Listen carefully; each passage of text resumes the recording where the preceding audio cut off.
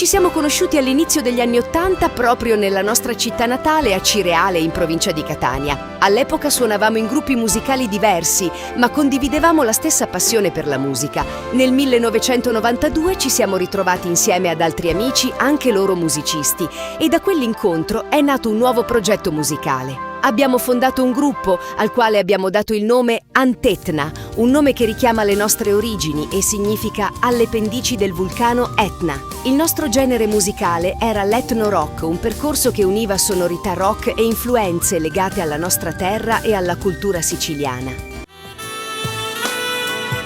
Innalzandola poi al cielo come preghiera, amore correre mentre si cade e si risalgono le scale, amore, amore, ed ancora amore.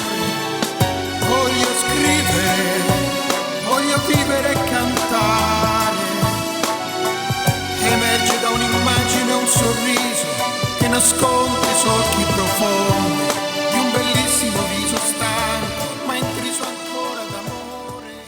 Il duo Dagale ha sempre considerato la musica non solo come una forma d'arte, ma soprattutto un modo come esprimere con note, ritmi e suoni ogni nostro stato d'animo. Per questo motivo ogni nostra creazione musicale nasce direttamente dal titolo che vogliamo dare al brano e pensiamo che questo modo di fare musica sia abbastanza singolare.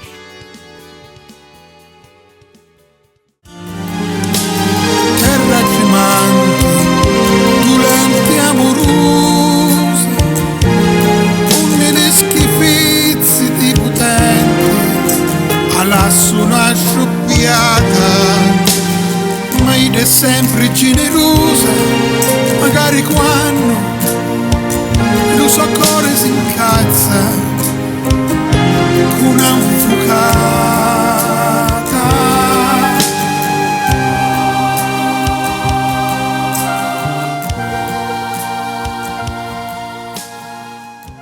Il duo Dagale ha ancora tanto da raccontare attraverso la musica. Ci sono nuovi pensieri ed emozioni che vogliamo trasformare in opere musicali, con il desiderio di portare la nostra musica dal vivo attraverso nuovi concerti e, perché no, anche collaborare con altri artisti. Ma la vita certi voti è dura, a così l'amore.